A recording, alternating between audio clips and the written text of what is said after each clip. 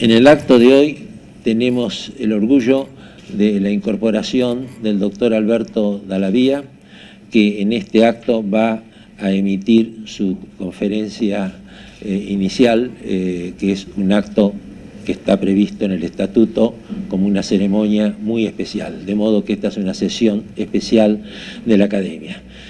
Luego vendrá la presentación que estará a cargo del expresidente y académico doctor Gregorio Badeni. En primer lugar, voy a hacer la entrega al doctor Dallavia de los atributos propios de la función que va a ejercer, que ya está ejerciendo, pero hoy es el acto formal. Por un lado, el diploma, doctor Dallavia, y por otro lado, la medalla. Es un orgullo.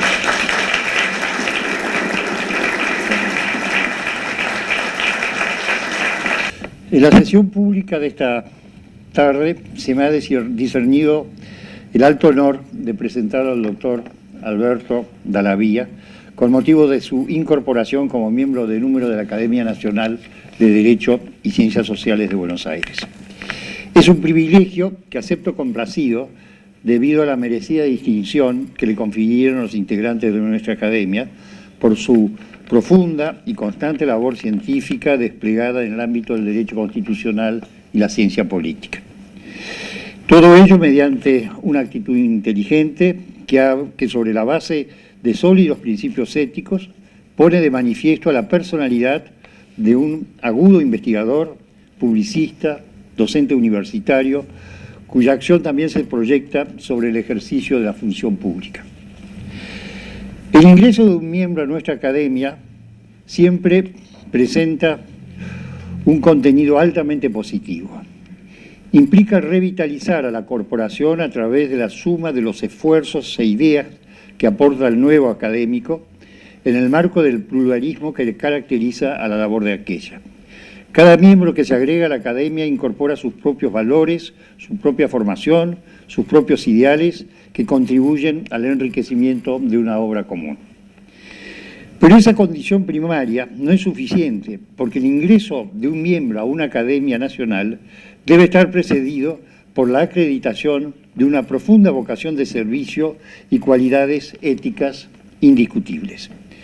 Las academias nacionales constituyen el hito más elevado en la escala cultural de un país.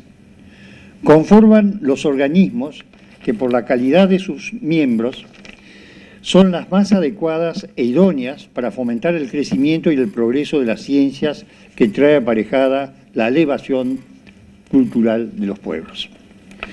Las academias no fueron creadas para satisfacer ambiciones personales. Tampoco son entidades destinadas a la promoción individual o social de sus miembros. Su cometido dista de tales metas, por más legítimas que ellas pueden ser en otras áreas de la actividad humana. Su objeto se sintetiza en una finalidad superior y trascendente, en cultivar las ciencias en su nivel de máxima excelencia. Sus recintos de investigación seria, de estudios profundos, de colaboración interdisciplinaria e intercambio de ideas creativas, donde la acción intelectual se desenvuelve con un profundo rechazo a todo tipo de presiones políticas y sociales. Bernardo Hussein, nuestro recordado premio Nobel, proclamaba que la potencia, la jerarquía y el prestigio de una nación dependen del nivel científico y ético de sus academias. Por su parte, Carlos Saavedra Lamas, también distinguido con el premio Nobel y que fue presidente de esta corporación, destacaba la importancia social de las academias, pues decía, todas ellas son usinas de alta producción intelectual.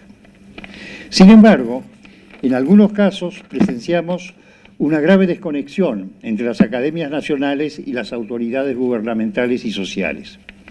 Desconexión que es fruto de la ignorancia y que acarrea una suerte de reacción antiacadémica de quienes, impregnados por el populismo totalitario, aspiran a masificar al pueblo endiosando la figura del hombre mediocre que también describiera José Ingenieros.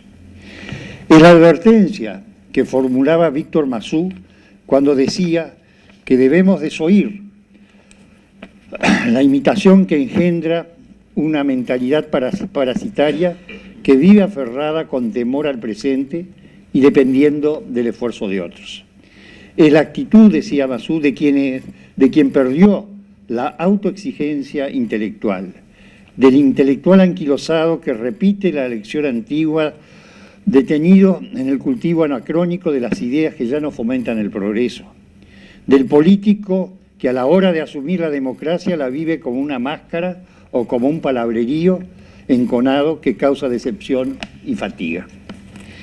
En esta línea de pensamiento, nuestro académico y expresidente, Horacio García Belsunce, destaca que para ser académico no es suficiente con la consideración de la sabiduría y de los conocimientos. A la dignidad intelectual debe añadirse la dignidad en la vida. El académico debe ser ejemplo de virtud y actuar siempre con señorío. Es que para ser académico no basta el saber científico si está desprovisto de atribuciones humanas honorables. De manera que alcanzar el nivel de académico comporta una honrosa distinción y por añadidura un desafío. El deber de proseguir ejerciendo la vocación científica, incrementando el amor, la dedicación y los cimientos éticos sobre los cuales se basa. Las circunstancias de la vida me llevaron a seguir la trayectoria del doctor Dalabía. A lo largo de los años y de las penosas vicisitudes institucionales del país, pudimos conocer la nobleza de sus principios e ideas, sus sacrificios, su tenacidad y firmeza de carácter. Ese conocimiento me permite afirmar que Dalabía posee el conjunto de cualidades intelectuales, científicas y éticas que avalan la dignidad académica, que supera holgadamente aquellas condiciones citadas por los decanos de nuestra corporación. El académico Dalabía concluyó sus estudios de abogacía en la Facultad de Derecho de la Universidad de Buenos Aires. Sus inquietudes intelectuales y ese inagotable afán por acceder al conocimiento de lo desconocido lo impulsaron a obtener en esa casa de estudios el título de doctor en Derecho Constitucional y años después el de doctor en Ciencia Política por la Facultad de Ciencias Sociales. Sus estudios complementarios son estudios complementarios que distinguen a los maestros del derecho constitucional. Bien decía uno de ellos, Segundo Linares Quintana, quien también fue presidente de esta corporación, con motivo de la distinción que le ofrecimos en el momento de celebrar los 100 años de edad en esta sala, que el conocimiento cabal del fenómeno constitucional solamente es posible a la luz de un enfoque empírico, donde el acceso al positivismo jurídico debe estar precedido por la sabiduría que emana de la ciencia política. Es así que nuestro académico obtuvo diplomas de especialización en Derecho Constitucional y Ciencia Política en el Centro de Estudios Constitucionales de Madrid, de Derechos Humanos en el Instituto de Derechos Humanos de la Facultad de Derecho de la Universidad Complutense de Madrid y de Altos Estudios Internacionales de la Sociedad de Estudios Internacionales de España. Su inquietud por acceder al conocimiento de los hechos e instituciones generales generadas por las relaciones sociales y políticas determinaron que en su no tan lejana juventud recorriera varios países latinoamericanos imbuido por esa bohemia que siempre caracterizó a las nuevas generaciones que, sin desdeñar la sensatez del pasado, procuran encontrar nuevos horizontes de progreso intelectual en función del bien común.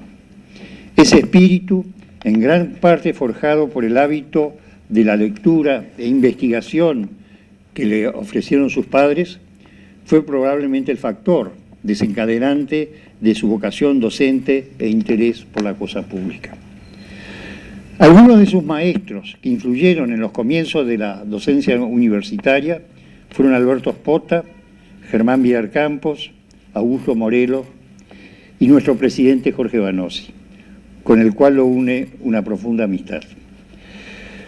Los hitos más representativos de su carrera docente son su acceso en 1983 al cargo de profesor adjunto de Derecho Constitucional en la Universidad Católica de La Plata, profesor adjunto de Derechos Humanos y Garantías en la Cátedra de Germán Villar Campos en 1986, profesor adjunto de Derecho Constitucional en la Cátedra de Alberto Spota en 1988, profesor titular de Teoría del Estado y del Gobierno en la carrera de Ciencia Política y Relaciones Internacionales de la Universidad de Belgrano en 1997, Profesor titular de Derecho Constitucional en la Facultad de Derecho de la Universidad de Buenos Aires en 1998, calidad que fue revalidada en el año 2007.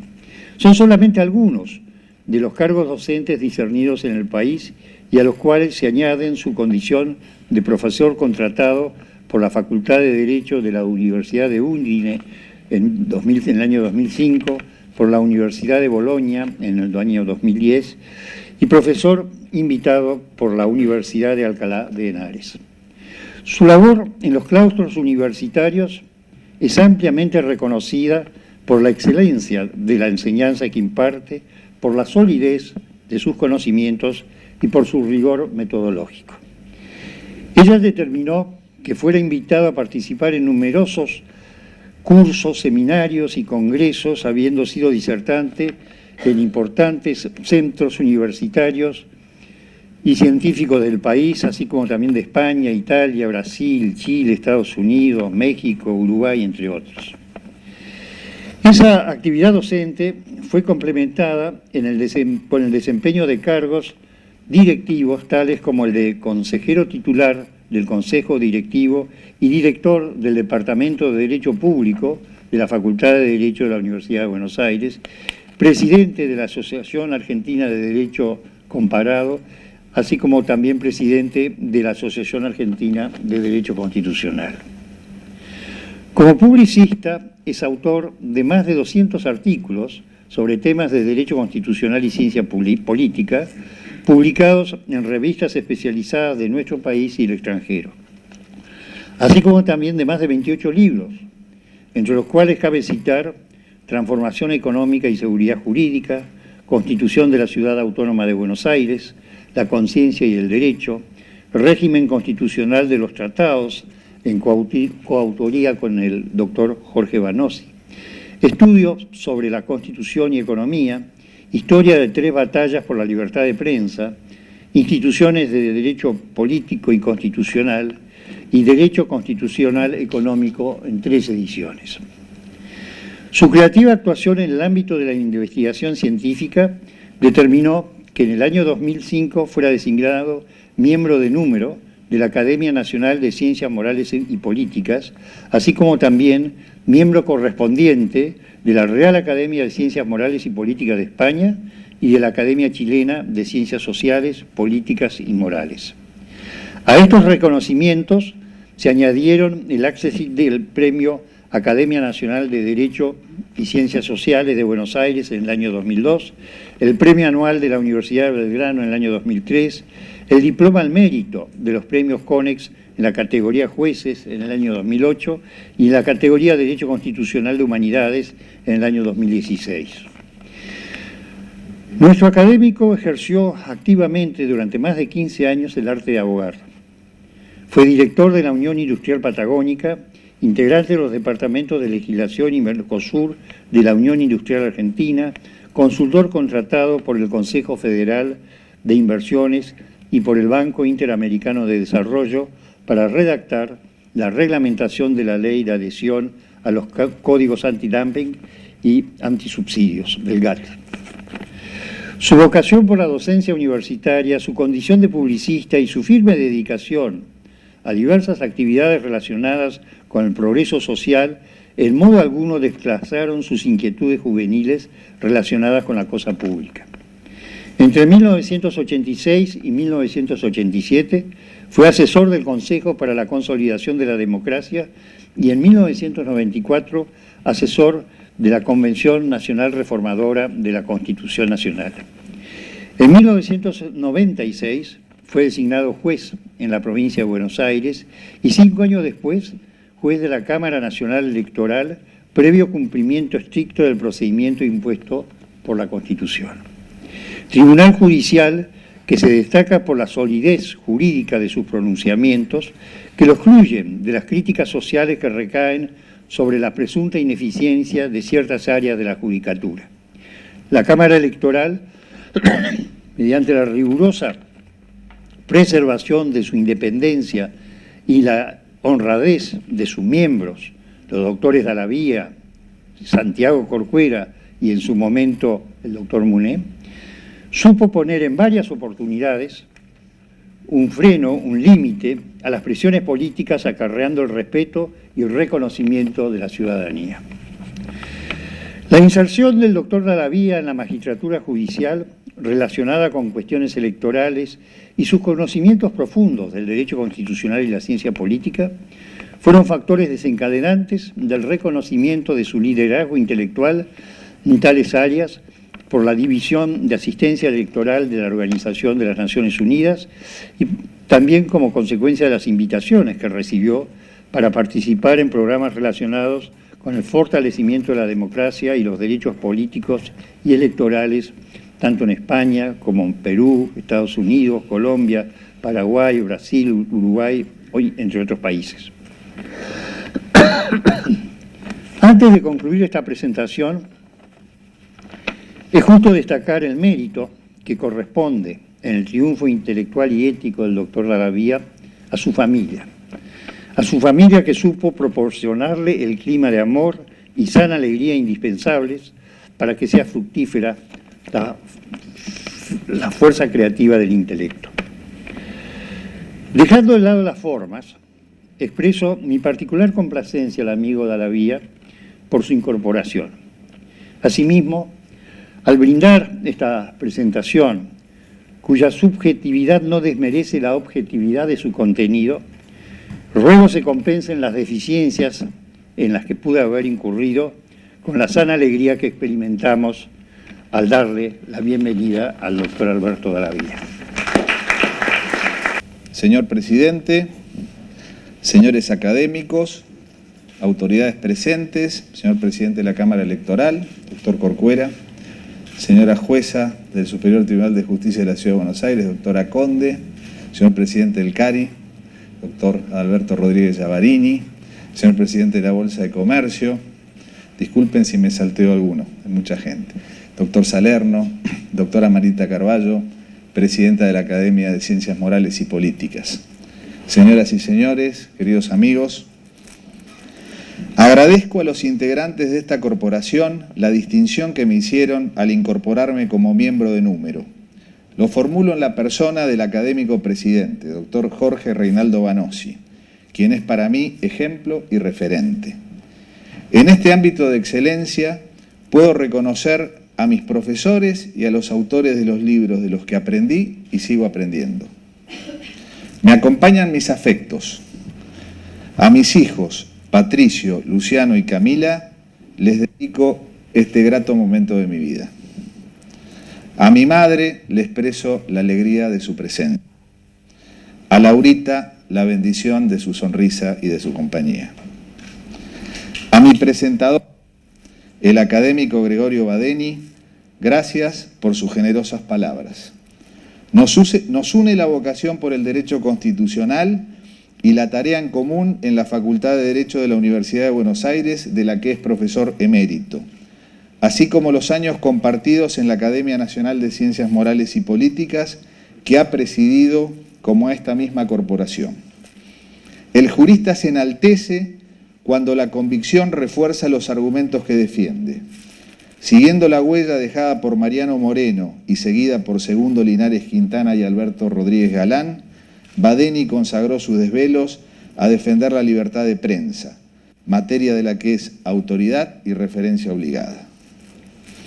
Cuando estaba en España, finalizando mis estudios de posgrado, leía en los diarios que en Argentina se estaba por reformar la Constitución y por trasladar la capital al sur, al viento y al frío. Me inquietaba perderme momentos tan trascendentes y pensé en regresar tan pronto como pudiera. Apenas llegado, fui nombrado asesor en el Consejo para Consolidación de la Democracia y no pasó mucho tiempo para que pasara a desempeñarme como gerente de la Unión Industrial Patagónica. Yo era bastante más joven y sentía que los vientos de la historia empujaban mi irrefrenable idealismo. El entusiasmo duró poco. Aprendí temprano la teoría alberdiana de las crisis estudiada por Olivera. La raíz de ese círculo vicioso, decía Alberdi, se halla en la estructura económica. Debe distinguirse entre la constitución jurídica y la constitución económica de la sociedad. entre la Constitución legal y la Constitución real.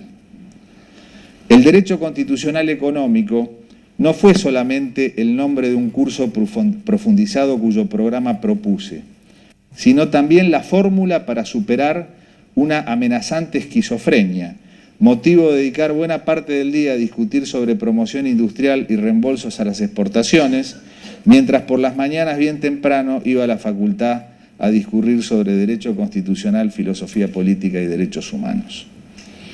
El curso resultó exitoso. Actualmente es obligatorio para la orientación en Derecho Económico Empresarial y fue adoptado en distintas facultades de Derecho por la generosidad del académico Germán Vidar Campos, que lo publicó en la tapa de la revista El Derecho. Vuelvo por eso a este tema trascendente, en honor de mi patrono y de mi antecesor, esperanzado en que el cumplimiento del programa constitucional sea la clave de nuestro esperado y postergado crecimiento y desarrollo. Sitial Juan Bautista Alberdi. Nació en San Miguel de Tucumán el 29 de agosto de 1810. Estudió en el Colegio de Ciencias Morales y cursó Derecho en Buenos Aires, terminando la carrera en Córdoba en 1838. En 1837 editó el Fragmento Preliminar al Estudio del Derecho y dirigió La Moda, periódico de aguda crítica y amigo de la música, arte al que Alberdi brindó varias composiciones. Actuó brillantemente en el Salón Literario y en la Asociación de Mayo, y a fines de 1838 emigra a Montevideo. Ejerce el derecho y el periodismo, actuando como secretario de Juan Lavalle. En compañía de su fraternal amigo, Juan María Gutiérrez, visitan el viejo continente. En 1844 retorna a América y desde Río de Janeiro va directamente a Chile, convirtiéndose en el más acreditado jurisconsulto de Valparaíso. En ese periodo, su trabajo de más vuelo es Memoria sobre el Congreso General Americano de 1844. Poco después de la batalla de Caseros, Alberdi y Gutiérrez viajaban desde el Perú a Chile cuando se enteraron de esa noticia, que relatan las obras selectas. Cito: un argentino venido a recibirnos nos arrojó, envuelta desde su bote, una gran hoja de papel, mojado todavía, que contenía el parte de la batalla de Monte Caseros, salido al instante de la prensa. Descendidos a mi quinta de la calle de las Delicias, en Valparaíso, Gutiérrez se puso a acomodar su equipaje para ir al primer Congreso General Constituyente como diputado obligado de la Nación Libertada. Y yo me puse a escribir las bases de la Constitución, que mi amigo debía hacer sancionar por sus consejos persuadidos y persuasivos. La publicación de las bases tuvo el mayor éxito. El presidente Justo José de Urquiza dispuso con fecha 14 de junio de 1855 la edición con fondos oficiales. Una medida similar tomó el presidente Julio Argentino Roca al dictar el decreto del 12 de noviembre de 1880. A raíz de la polémica con Sarmiento, escribe los elementos de derecho público provincial y el sistema económico y rentístico en 1854 para interpretar la Constitución de 1853, cuya influencia algunos se empeñaban en cuestionar.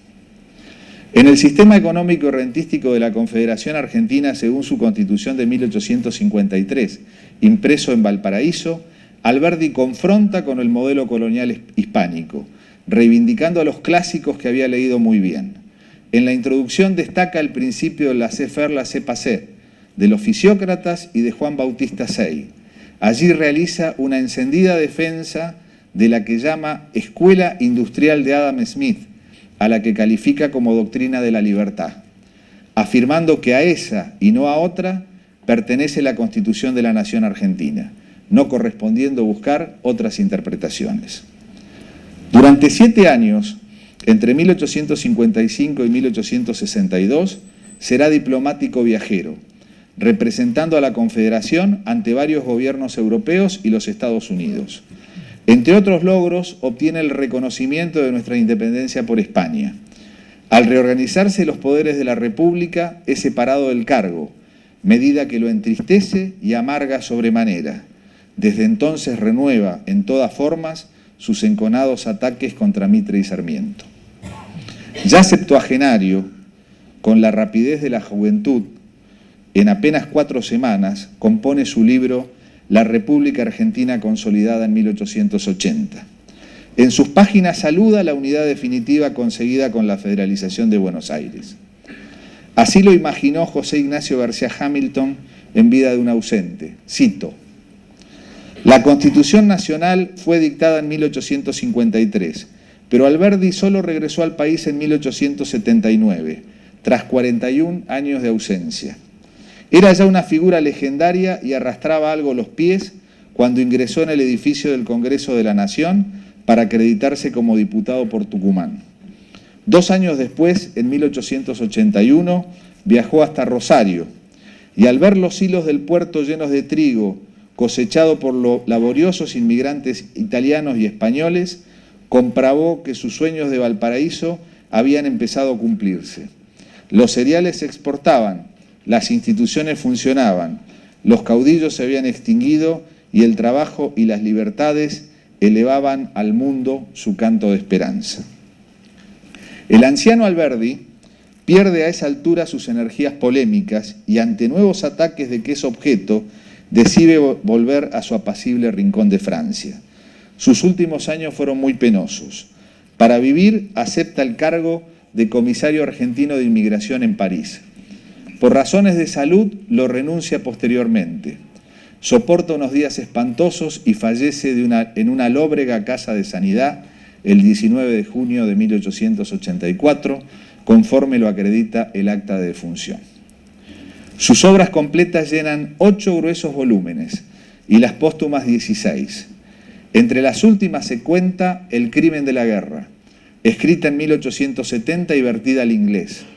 Libro monumental, de perenne vitalidad, que con las bases harían su reputación entre los más altos pensadores europeos y americanos del siglo XIX. Mi predecesor, Julio Hipólito Guillermo Olivera. Nació en Santiago del Estero el 11 de junio de 1929 en una familia de origen radical. Murió el 25 de julio de 2016 en su casa de la calle Bogotá de la ciudad de Buenos Aires, entre Caballito y Flores. Fue designado académico titular el 6 de marzo de 1964 en vacante producida por el fallecimiento del doctor Juan Antonio González Calderón. La ceremonia de incorporación tuvo lugar el 20 de abril de 1965, oportunidad en que disertó sobre crecimiento económico y seguridad jurídica. Esa comunicación, al igual que muchas otras, están reunidas en el libro Economía Clásica Actual, publicado por Ediciones Macchi en 1977. El doctor Julio H.G. Olivera, así firmaba, fue también miembro titular de la Academia Nacional de Ciencias Económicas desde 1963 y presidente de la misma en 2 períodos. Miembro titular de la Academia Nacional de Ciencias de Buenos Aires desde 1972, que presidió en 3 ocasiones. Y miembro titular de la Academia Nacional de Educación. Fue profesor titular emérito de la UBA, director del Instituto de Investigaciones Económicas y rector de la Universidad de Buenos Aires en tiempos difíciles. Mereció reconocimiento nacional e internacional. Miembro titular de la Académie Internationale de Sciences Politiques en París, Ginebra, desde 1964. Recibió una condecoración otorgada por el presidente de Francia, general Charles de Gaulle, en 1964, y el premio Konex de Platino en Teoría Económica en 1986. Fue profesor honorario de la Universidad Nacional de Buenos Aires. Integró el Consejo para la Consolidación de la Democracia, creado por el presidente Raúl Alfonsín durante la transición.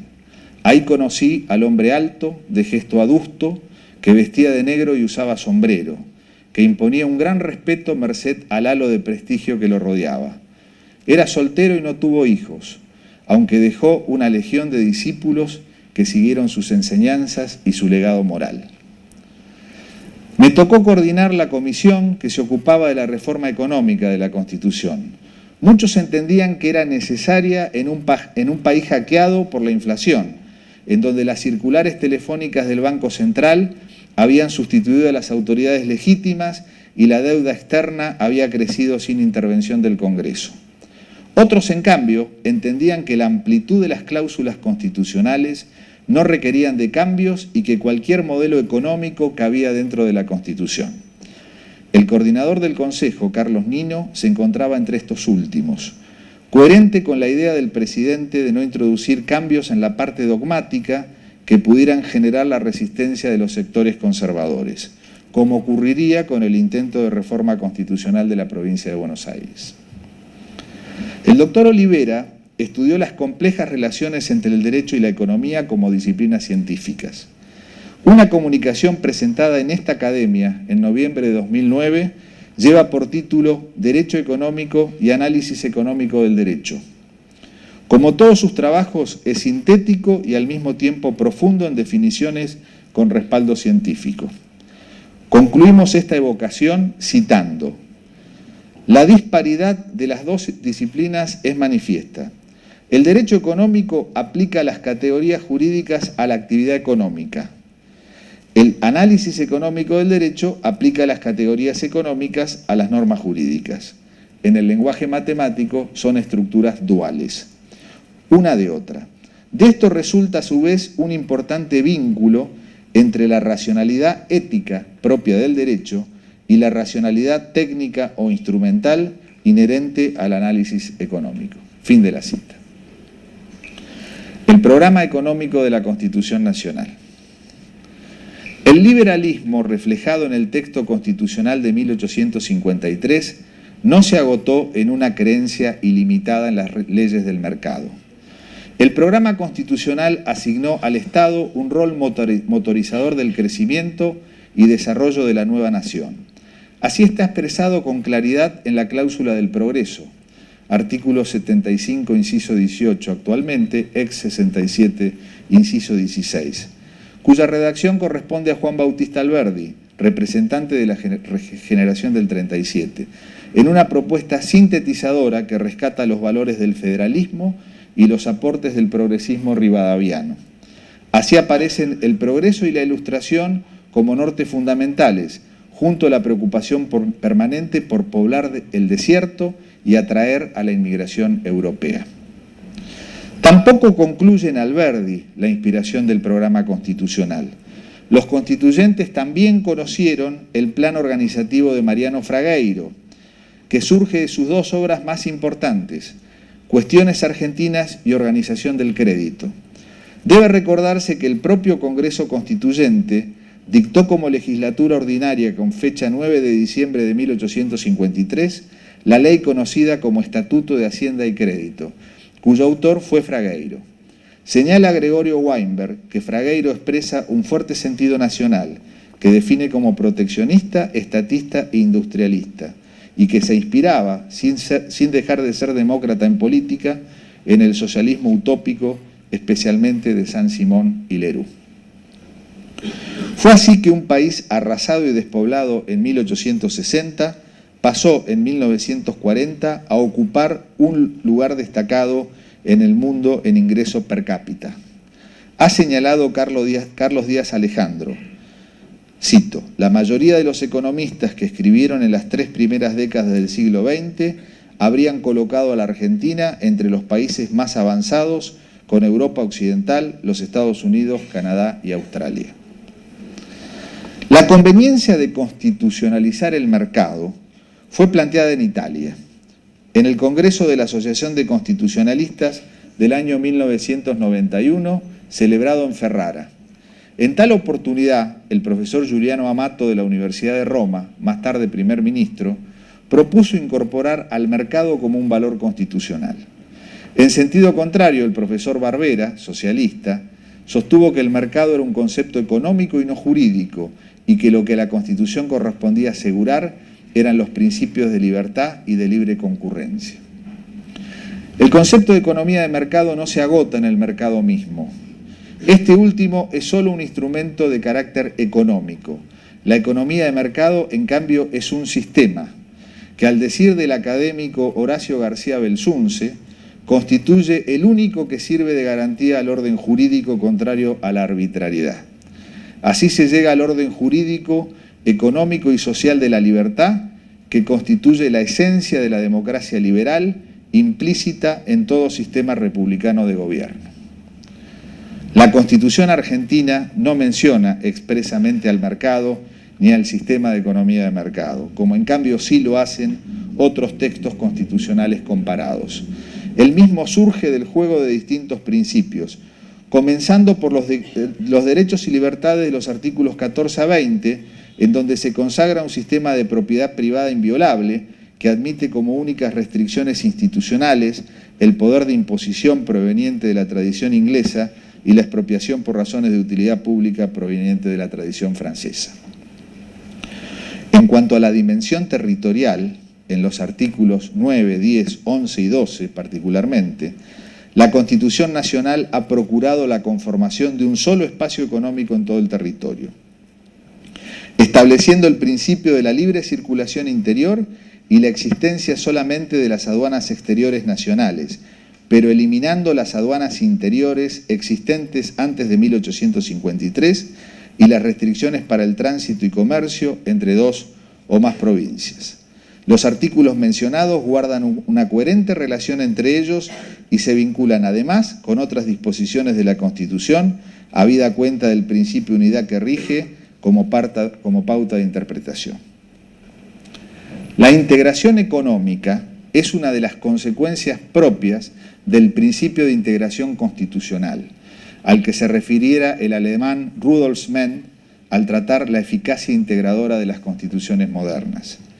En la 12ª reunión conjunta de las Academias Nacionales de Derecho y Ciencias Sociales de Córdoba y de Buenos Aires, en noviembre de 1988, explicaba el académico Olivera que la Constitución argentina establece un completo sistema de integración económica nacional que incluye 3 elementos principales: la integración normativa, la integración monetaria y la integración fiscal. La integración normativa resulta en particular del artículo 75, inciso 12, que manda dictar los códigos de fondo, y el artículo 75, inciso 13, que regula el comercio interjurisdiccional, en tanto que el artículo 126 prohíbe a las provincias sancionar leyes sobre comercio. El concepto amplio u orgánico de comercio es el adoptado por la legislación mercantil.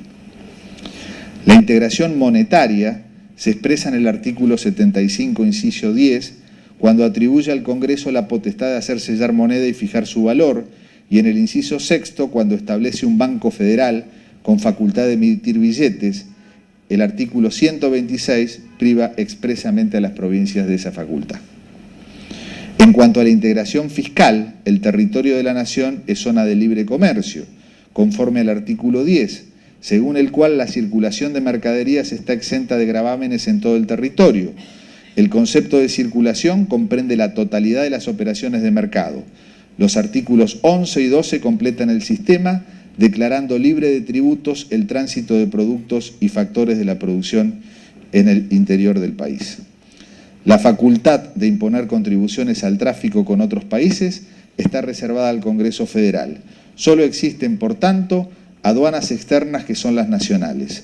Conforme al artículo 75, inciso primero, los derechos de importación y los aforos correspondientes deben ser uniformes en toda la nación, en tanto que el inciso segundo establece que las contribuciones directas deben ser proporcionalmente iguales en todo el país. Frente a este argumento, cabe contrastar la forma federal de Estado como estructura desconcentrada, de orden público, para el desarrollo del programa económico de la Constitución. Las tensiones centralistas y anticentralistas se encuentran en el juego de las mismas instituciones diseñadas por la Constitución, que establece el principio de atribución de competencias originarias desde la periferia hacia el centro, artículo 121, pero que al mismo tiempo se preocupó por el fortalecimiento del Estado central, al que había que dotar de las mayores facultades que fueran posibles, conforme lo aconsejaba Alberdi desde las bases, porque sin rentas no habría ni Estado, ni gobierno, ni nación.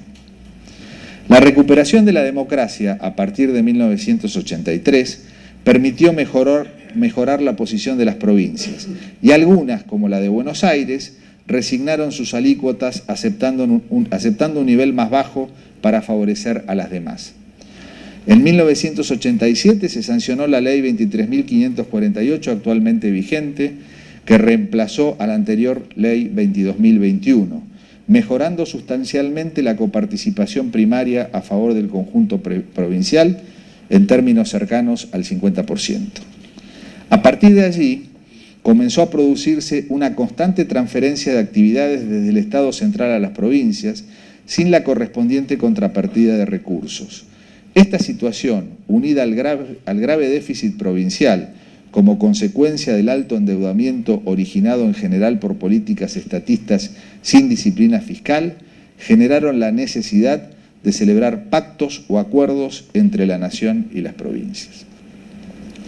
El proceso de afirmación del federalismo, impulsado por el cambio conceptual hacia el federalismo cooperativo, se ve plasmado en la reforma constitucional de 1994, que tuvo entre sus objetivos el fortalecimiento del federalismo, así como las reformas provinciales que precedieron y acompañaron a estas. El federalismo argentino es actualmente más complejo que en el pasado. A la división constitucional clásica entre Estado federal y provincias debe ahora agregarse el estatus de la Ciudad Autónoma de Buenos Aires, artículo 129, y los municipios que tienen autonomía, artículo 123, aun cuando el grado de su extensión depende de la constitución de cada provincia. A estos 4 niveles cabe agregar la posibilidad de conformar regiones para el desarrollo económico y social. La nación y las provincias tienen facultades concurrentes en materia de impuestos indirectos. Sin embargo, en la práctica, el Estado federal legisla y recolecta los tributos de mayor potencial recaudatorio, acentuándose un desequilibrio en la asignación de ingresos. En tal sentido, fue una cuenta pendiente de la reforma constitucional no revisar el sistema básico de atribuciones antes de abocarse a incorporar la coparticipación, que por el contrario puede convertirse en un factor de centralización fiscal, como lo ha demostrado nuestra práctica. La pregunta del millón consiste en saber qué gobernador de provincia o qué legislador está dispuesto a ceder su parte a la provincia de Buenos Aires, y tanto más si se tiene en cuenta que en la última ley la coparticipación secundaria no incluía ni a la provincia de Tierra del Fuego ni a la Ciudad Autónoma de Buenos Aires. Pero la Constitución no dice que los recursos deban coparticiparse, sino que afirma que los mismos son coparticipables, de donde puede interpretarse, como hacemos nosotros, que el sistema federal fiscal no se agota en la ley de coparticipación. En los países federales como la Argentina se trata más bien de reconocer poder de decisión a las provincias y municipios, recogiendo toda una tendencia y evolución del derecho público provincial. Tener clara esa diferencia hará que no se distorsionen los principios incorporados a la ley fundamental. En este escenario, el inciso 8º del artículo 75 cobra un papel central cuando manda al Congreso fijar anualmente, conforme a las pautas establecidas en el párrafo 3º del inciso 2º del artículo 75, el presupuesto general de gastos y el cálculo de recursos de la Administración Nacional, sobre la base del Programa General de Gobierno y el Plan de Inversiones Públicas, y aprobar o desechar la cuenta de inversión. Conforme al artículo 20 de la Ley 24.156 de Administración Financiera y Control de Gestión, las disposiciones generales de la Ley de Presupuesto no podrán reformar o derogar leyes vigentes, ni crear, modificar o suprimir tributos u otros ingresos. Sin embargo, en la práctica se han vulnerado reiteradamente esos términos. En el año 2006 fue sancionada la Ley 26.124, que reformó el artículo 37 de la Ley de Administración Financiera, otorgando una autorización al jefe de gabinete de ministros para disponer reestructuraciones presupuestarias dentro del total aprobado por cada presupuesto. El año pasado el Congreso de la Nación fijó un límite porcentual a esa facultad, achicando el margen de discrecionalidad. Sin embargo, desde mediados de la década de los 90 a la actualidad, se ha evidenciado un incremento en la práctica de dictar decretos de necesidad y urgencia en materia presupuestaria. La clave para la interpretación sana de la Constitución no solo se encuentra en los límites a los gastos y al control de su gestión, sino en la verificación de que en las autorizaciones para gastar se respeten los derechos y garantías consagrados en la Constitución Nacional. El presupuesto debe mostrar en qué gasta el Estado como garante del bien común. Señalaba Alberdi: todo dinero público gastado con otros objetos que no sean los que la Constitución señala como objetos de la Asociación Política Argentina es dinero mal gastado y malversado. Encerrado en ese límite, el Tesoro Nacional, como se ve, tiene un fin santo y supremo. El artículo 4 es la caja general que expresa cómo se forman los fondos del Tesoro. Lo redactó Benjamín Gorostiaga y recibió la crítica de ser extraña y poco funcional su ubicación en la parte dogmática, debiendo estar en la parte orgánica. De todos los recursos del Tesoro que allí se enumeran, Alberdi prefería los empréstitos. La interrelación existente entre el sistema de crédito público y el sistema presupuestario ha sido destacada por el doctor Alberto García Lema, resaltando la importancia de la programación comprensiva de la deuda pública, cuyos servicios de intereses y amortizaciones de capital deben realizarse usualmente en un número determinado de ejercicios futuros. En la práctica se ha echado mano del crédito público como medio de financiamiento para distintas actividades que no son las específicamente previstas en la Constitución y leyes reglamentarias. El primer default o incumplimiento de pagos en el exterior se remonta a 1890, durante la presidencia de Juárez Celman, que dio lugar a la llamada crisis de la Baring Brothers, empréstito contraído por Bernardino Rivadavia. En esa oportunidad, Carlos Pellegrini superó exitosamente la crisis, reconociendo la deuda y acordando posponer los pagos hasta finales del decenio. El final de la historia reciente es la Ley 27.249, que derogó la Ley Cerrojo, produciendo un cambio a una prolongada tendencia incumplidora para que el país vuelva a insertarse en los mercados internacionales de crédito. La ley creó en el Congreso de la Nación una comisión permanente de seguimiento, pero es menester que la misma funcione. Advertía Alberdi que será preciso que los gobiernos argentinos sean muy ciegos para que desconozcan que faltar a sus deberes en el pago de los intereses de la deuda es lo mismo que envenenar el único pan de su alimento y suicidarse. Es algo más desastroso que faltar al honor, es condenarse a la bancarrota y al hambre. También le preocupaba que las leyes que denominaba orgánicas siguieran los principios económicos de la Constitución sin desnaturalizarlos. En octubre de 1866, Vélez Arfield le envió a Alberdi un ejemplar del primer y segundo libro de su proyecto de Código Civil. Cuando éste supo que su colega utilizaba como referencia principal de su norma el anteproyecto de Código Civil para el Imperio de Brasil, el esbozo de Augusto Teixeira de Freitas, no le gustó en absoluto. Y no se privó de decirlo, cito: «Yo debo el ejemplar que tengo del proyecto de Código Civil para la República Argentina a un galante origen, un regalo de su eminente autor, mi antiguo amigo. Esta circunstancia debería bastarme para abstenerme de hacer su crítica si se tratase de criticar un mero trabajo literario. Pero ante una obra destinada a convertirse en constitución civil de mi país, mi abstención no tendría sentido a los ojos de los que me han visto pasar lo más de mi vida ocupado en estudiar las bases de su organización nacional». Fin de la cita. Después de estas palabras, lo descalificó sin miramientos. A su juicio, no podía quedar la revolución en la Constitución y el antiguo régimen en la legislación civil, la democracia en el régimen del Estado y la autocracia en el sistema de la familia. Alberdi creyó que la Constitución moriría desangrada en manos del Código Civil.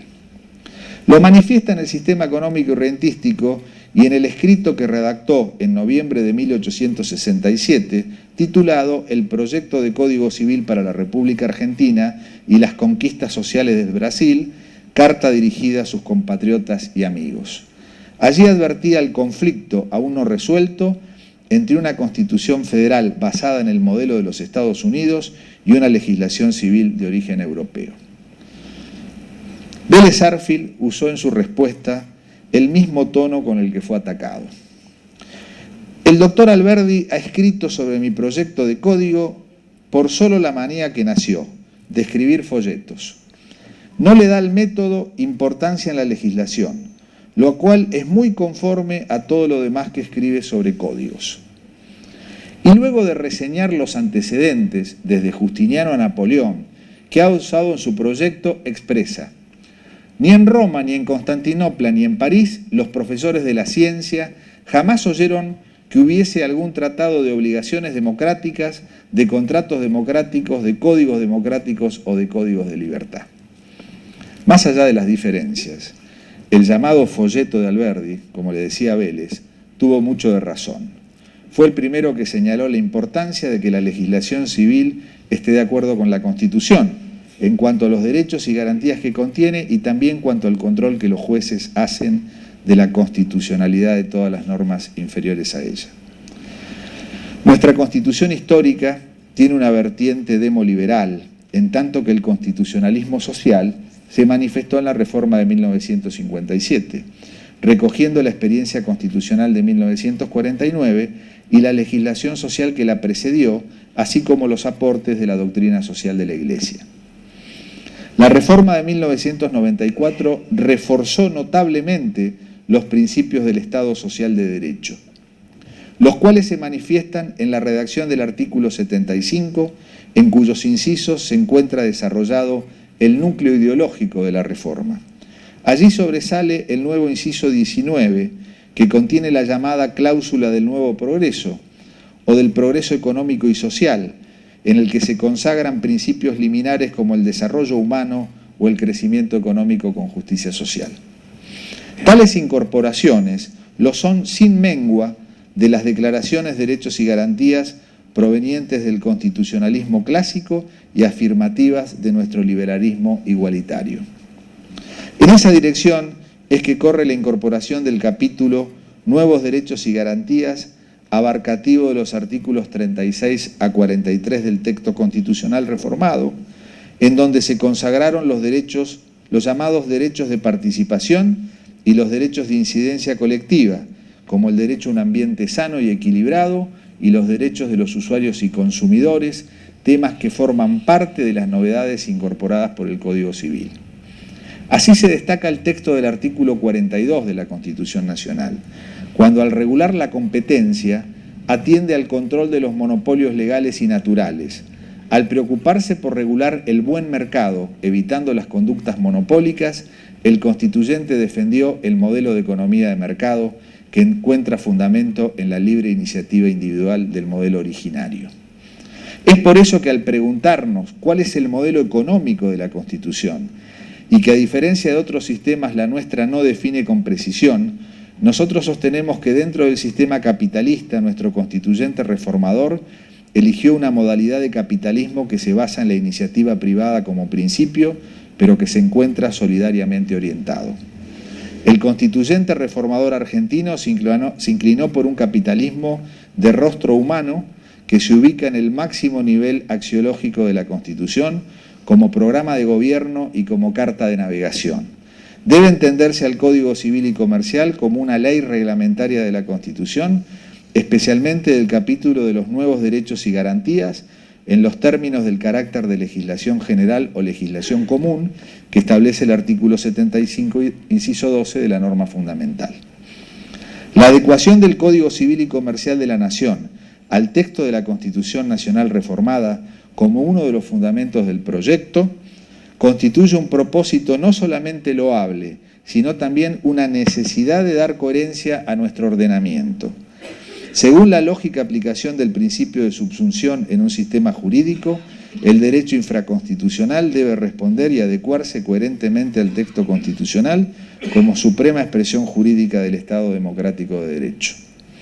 Por esa misma razón, es de extrañar que la reforma del Código Civil no haya incluido principios protectorios de la sustancia del derecho de propiedad y de los derechos adquiridos, ni reglamentado el alcance de la función social de la misma, ni contemplado la complejidad de la propiedad comunitaria de los pueblos indígenas argentinos, ni tampoco haya enfatizado en la protección de la seguridad jurídica, ni haya reforzado en las numerosas normas procesales que incluye mecanismos de protección que eviten la repetición de conocidas experiencias, como la apelación a la emergencia y que continúan ausentes en la legislación formal argentina.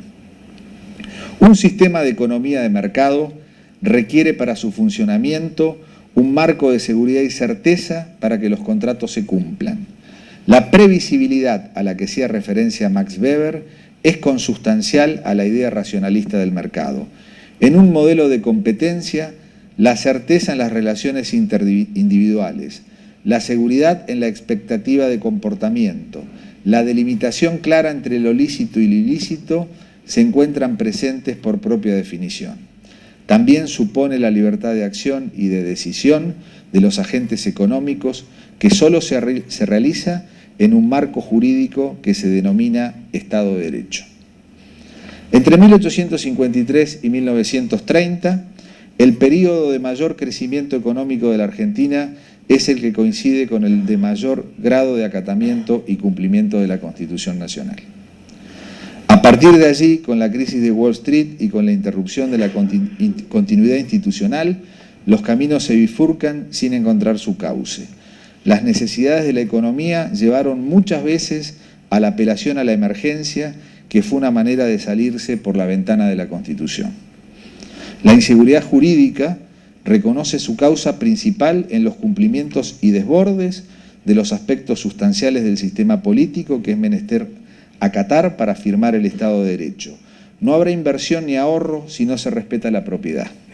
En la Argentina ha habido demasiadas emergencias, tantas que ya no se sabe dónde está la normalidad y dónde está la anormalidad. El mayor despojo lo constituyó la emisión monetaria como forma de financiar a un Estado ineficiente. Según un recordado estudio de Fiel sobre el gasto público en Argentina, la misma ascendió a 3.127 millones de dólares promedio entre 1960 y 1983. El gravísimo ataque al derecho de propiedad, a la igualdad, a la confianza de los arristas al sistema financiero, al crédito de la nación y, en definitiva, a la seguridad jurídica, se sustentó en razones de excepcionalidad y de emergencia. El recuerdo reciente de los tiempos turbulentos de la especificación y del corralito, que originó los fallos Smith, provincia de San Luis, Bustos, Massa y Rinaldi, entre otros, merecieron el estudio meduloso de muchos autores, entre quienes se destacan Antonio María Hernández, Julio César Rivera, Emilio Ibarlucía, Alberto Bianchi, Gregorio Badeni, Juan Carlos Casañe y María Angélica Geli. Mientras tanto, la sociedad y la comunidad jurídica esperaban una decisión de fondo sobre el derecho de propiedad, pero las circunstancias favorables de la economía hicieron que el problema no fuera resuelto, sino disuelto a través de la denominada doctrina del esfuerzo compartido. La Corte Suprema ha realizado un esfuerzo por encuadrar la emergencia dentro y no fuera de la Constitución. Tales esfuerzos se lograron con un marcado forzamiento de instrumentos jurídicos que se colocaron en el límite de la frustración de derechos constitucionales. El resultado negativo ha sido en términos de seguridad jurídica. Algunos de estos malos recuerdos se han corregido y otros se están corrigiendo, pero dejaron sus secuelas, y sabido es que la confianza no se recupera de un día para el otro. La claridad de reglas de juego en un marco jurídico, político y económico estable representan el mejor estímulo a la inversión y a la llegada de capitales. Empezamos con Alberdi y terminamos con Alberdi. Esos medios de protección, esos principios de estímulo, no son otros que la libertad, la seguridad, la igualdad, asegurados a todos los que, habitantes o ausentes del país, introduzcan o establezcan en él sus capitales. Proteger el capital por los medios designados en la Constitución es dejarle amplia y entera libertad de acción y de aplicación. Es darle seguridad para su principal y para sus beneficios e intereses. Es colocarle contra el amparo de la arbitrariedad, contra los privilegios y monopolios de todo género. Lección que el tiempo no apagó, sino que luce vigente y debemos asumir con imaginación y perspicacia. Muchas gracias.